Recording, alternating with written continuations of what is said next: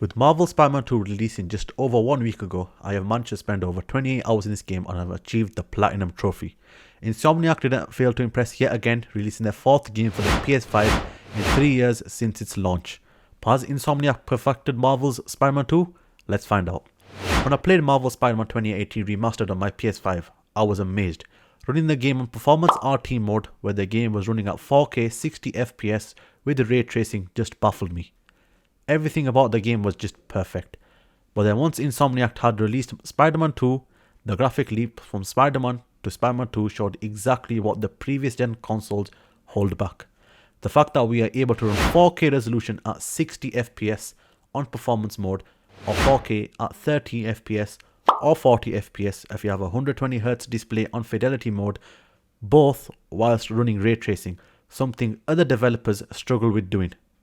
And I know some people say things like this: Starfield uses a whole universe and Spider-Man is the same city. I can almost guarantee at any given moment Spider-Man 2 will render more on screen than Starfield. No good having a whole universe if the game runs at 30 FPS and the excuse of fidelity is being used, whilst the game actually looks like a last gen game. And let's not forget about them loading screens.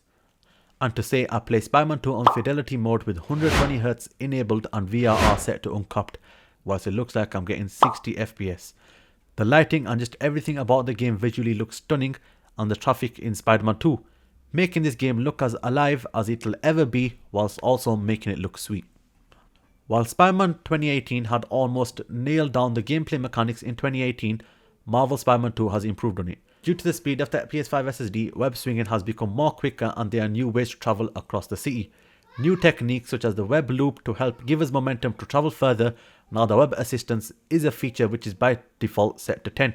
By lowering this down to 0, players can have a more feel of what real swinging would feel like by using the analog stick not only to choose the direction of the swing, but physics plays a huge part, as well as the web line will be affected and the building on which the web will latch onto will pull the player towards it, so the player will have to steer away. Another mechanic which is really good and my favourite way of making it from point A to point B in the map is web wings. Web wings give a nice touch to end each swing or start a new one, with the wind determine how far Spider-Man can travel using wind tunnels to push the player further up or faster across New York City. Combat was already as good as it could get in Marvel Spider-Man 2018, so it couldn't get any better in this game apart from the new finishes, new moves and well, new special abilities. Now let's talk a bit about the bad side of things, the AI. The AI I'm talking about in particular is, well, the enemies. I've played my first playthrough on spectacular difficulty, as I like to play all my superhero games on the hardest difficulties. But one thing which really annoys me is the enemy AI. I could say that I have mastered dodging bullets, but how is it harder to dodge a punch in comparison to a bullet? What I'm talking about is when I'm fighting a bunch of enemies and one is heading my way is mostly the big brutes. When they swing at me and I press circle on the controller to dodge out of the way, he usually ends up appearing behind me and punching me in the head. I mean, I can't be the only one experiencing this, but seriously, I don't know if it's me just pressing circle early or AI is just taking a big step when it comes to this difficulty, but that's just one bad thing I'm experiencing. It wouldn't be such an issue if that one brute punch almost didn't kill me, especially considering the fact now that we can only heal if you have a full focus bar and not any amount, which is also a bad thing, but it makes the game harder, which makes it more interesting for me. So overall, what do I think of this game? Overall, I believe this game is definitely my top 3 games of all time. The gameplay, graphics and just about everything on this game is almost perfect.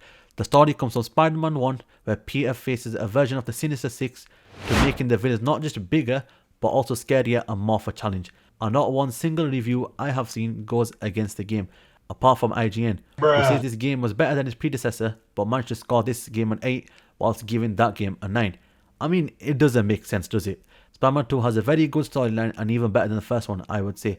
I'm slightly disappointed in the game length, ignoring the people who claim to beat in 8 hours by skipping cutscenes and playing on the easiest difficulty. Insomniac said the game would be same length as Marvel Spider-Man 2018, but this game seems to fall short of its length. While the first game takes an average of 17 hours to beat the main campaign, this game takes 14 hours, that is 3 hours shorter. But also, the first game had 44 main missions, the second installment has 33, that's a whole 11 missions shorter. But nevertheless, each mission in Spider-Man 2 has been excellent, not one mission has been a miss. Remember folks, 13 hours of quality story is better than 10 years of quantity story. Let me know what you guys think about Marvel Spider-Man 2.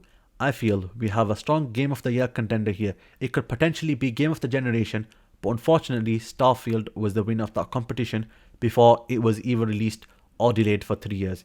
Imagine delaying a game for 3 years and it still would have looked the same as it would have 3 years ago. Jokes aside, it's been Escapade here, and I shall see you next week with another brand new video.